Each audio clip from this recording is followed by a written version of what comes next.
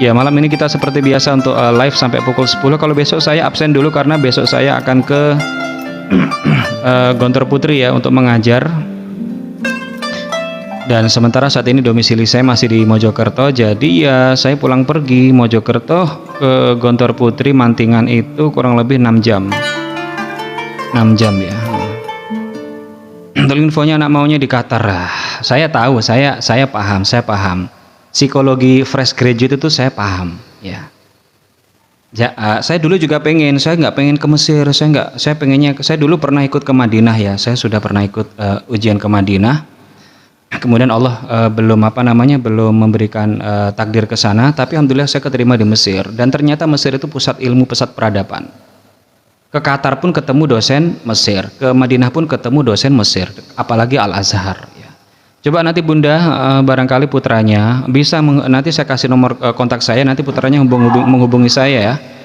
Karena sejak 3 tahun yang lalu Ustadz Gontor 1 itu datang bimbel ke saya untuk persiapan ke Timur Tengah. Alhamdulillah ada 8 orang itu 5 lolos ke Al Azhar, 1 lolos ke Libya. Libya itu binaan Saudi, King Saud ya. Toh ketika ke Mesir tetap transitnya ke Qatar kok nanti. Iya, saya dulu juga pernah punya cita-cita. Alasannya ke Mesir banyak orang Indonesia. Ya kita bukan nyari orang Indonesianya, kita itu nyari ilmunya gitu ya.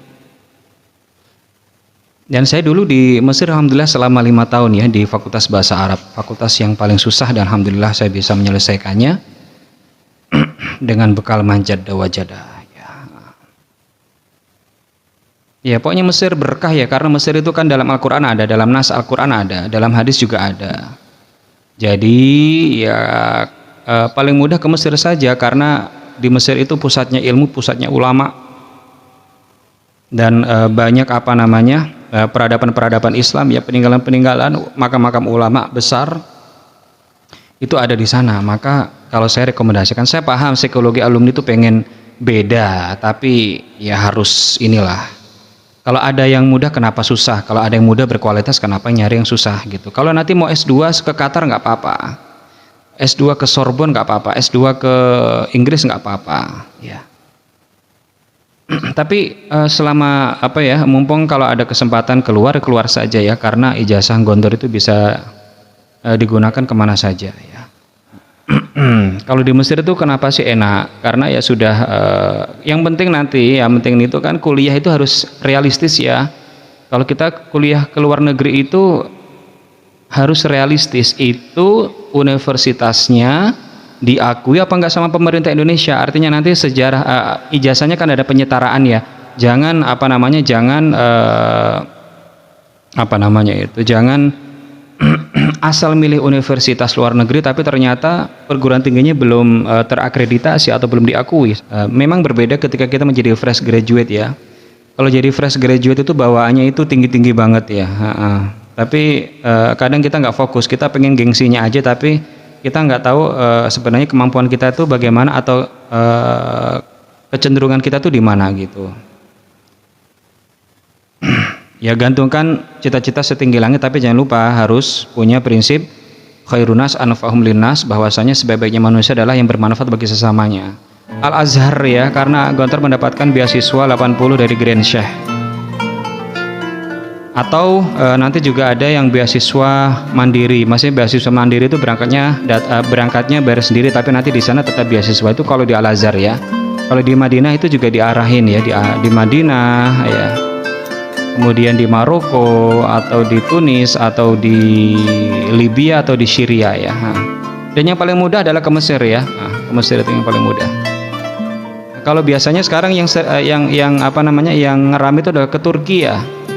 Ke Turki itu rame. Cuman saya berikan tips ya, kalau ke Turki silahkan. Ke Turki agak murah, tapi pertama bahasanya akan berbeda ya. Bahasanya adalah dominan bahasa Turki. Sementara kalau untuk santri itu baiknya adalah bahasa Arab diperdalam lagi.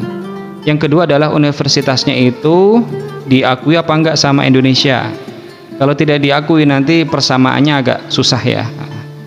Ini bagi yang mau kuliah ke Timur Tengah ya.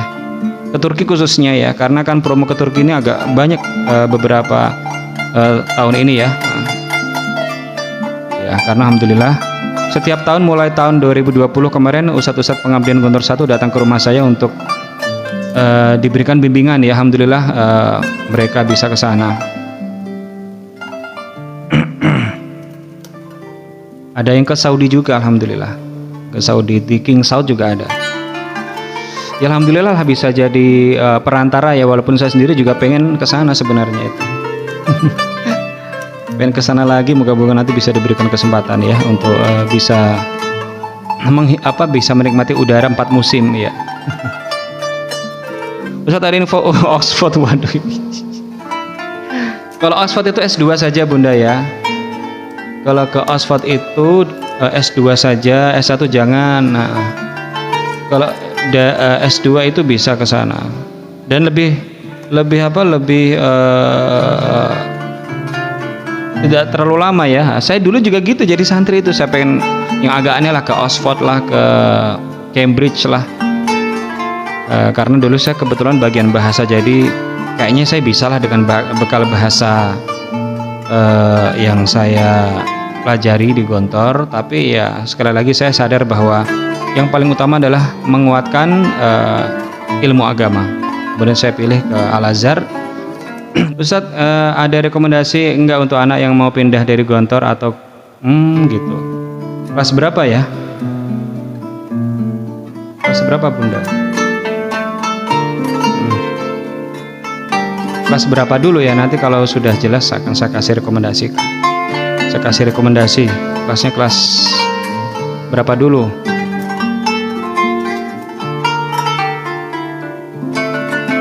Oh kelas 4, putra apa putri? Kalau kelas 4, kalau pengen kelas 4 yang pasti kan harus nyambung ke pesantren yang sama ya, di Aliman Putra Ponorogo ya, di Aliman Putra Ponorogo itu menerima pindahan dari Gontor.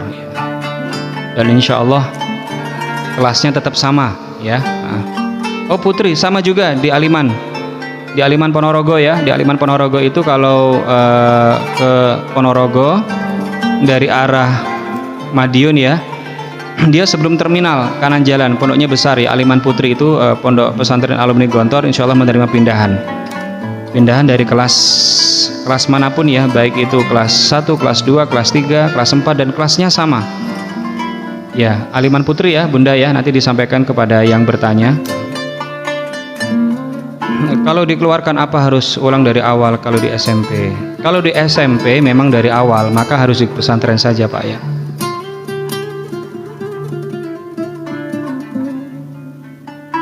Memang harus cari yang swasta saja, lebih aman. Kalau cari negeri dia harus ngulang dari awal, tapi kalau cari swasta insya Allah bisalah diatur. Ya, kelas 1, kelas 2, kelas 3 cari swasta saja, cari swasta ya. Pesantren, kalau di pesantren itu ada alumni yang saya tahu, dan ini saya juga pernah menemani ya wali santri yang mohon maaf putranya dikeluarkan. Ada, dia dikeluarkan kelas 5, dan di situ dia kelas 5, tetap kelas 5, tidak ngulang macam-macam. Alhamdulillah sudah ngabdi, sudah selesai pengabdiannya. Pernah nggak atas santri Gontor yang ketahuan bawa HP? Pernah, ada, bahkan bisa jadi setiap tahun itu ada. Tapi pasti ketahuan, itu dia, pasti ketahuan.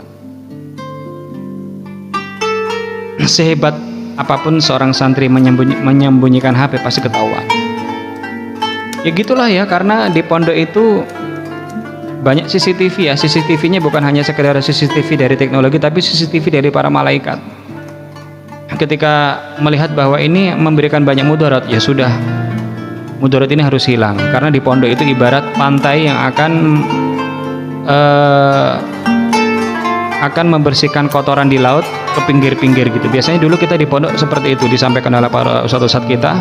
Pondok itu ibarat lautan ya, atau ibarat lautan, kotoran akan terpinggirkan sendiri ke pantai seperti itu. Kotoran akan terhampas gitu. Jadi perbuatan-perbuatan buruk pasti ketahuan.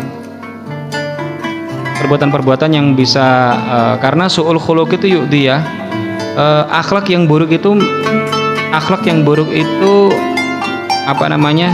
menular. Maka sedemikian apabila ada hal-hal yang merusak akhlak, maka akan segera dibersihkan. Masuknya itu bisa dari orang tuanya, dari wali santrinya. Ya, karena santri orang tuanya terlalu sayang atau bagaimana, dan si santri pun meyakinkan bahwa tidak akan terjadi apa-apa. Akhirnya seperti itu ya, akhirnya ketahuan kok. Kalau biasanya diskor ya. Biasanya diskor ya, biasanya diskor setahun. Kalau ketahuan bawa HP dan HP-nya disita, bahkan dihancurkan. Yang menghancurkan bukan ustadznya tapi santri itu sendiri di depan ustadz.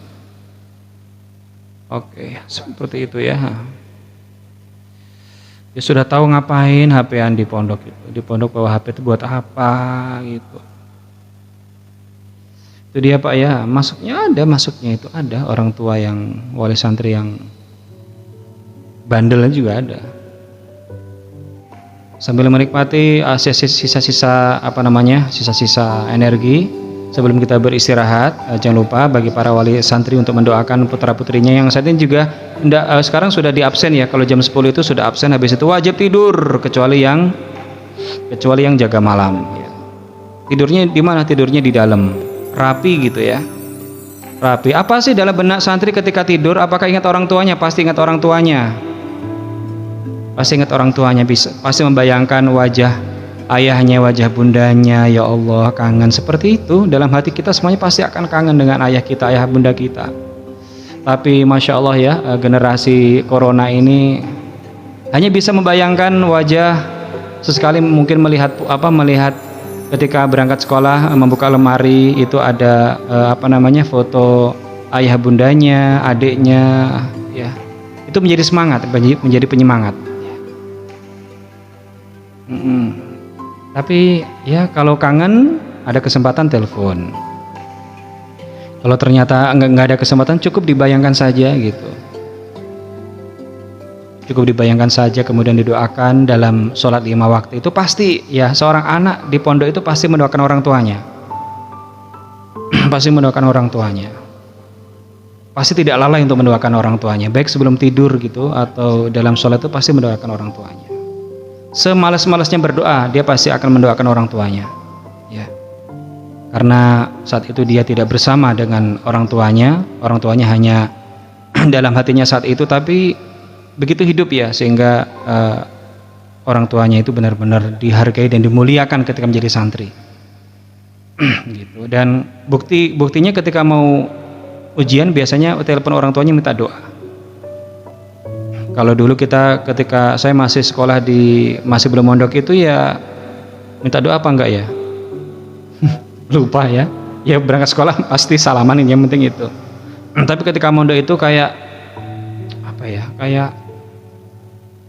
romantis sekali kehidupan kita dengan orang tua ya. Karena apa? Dalam peribahasa Arab begini, yang diajarkan di pondok itu zurghiban tasdad huban ya. Zurghiban tasdad huban. Bertemulah jarang-jarang maka cinta akan semakin bertambah gitu, nggak salah ya. Jadi dengan jarangnya kita bertemu justru cinta itu akan semakin terupdate gitu ya. Cinta itu akan semakin terjaga dengan baik. Sesekali kadang menangis loh, walaupun cowok ya, menangis gitu, menangis. Tapi itulah ya, santri itu enak. Saya sendiri juga mau menangis dulu. Kalau saya itu sebelum tidur pasti membayangkan raut wajah ibu saya. Dan dalam hati saya, kalau nanti saya akan harus membahagiakan orang ibu saya, karena saya waktu itu yatim. Jadi ibu saya memberikan support saya belajar itu, Masya Allah ya.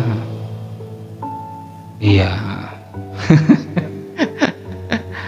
Aduh ya Allah. Dan ibu saya meninggal ketika tahun 2014, 2 tahun setelah saya pulang dari Mesir.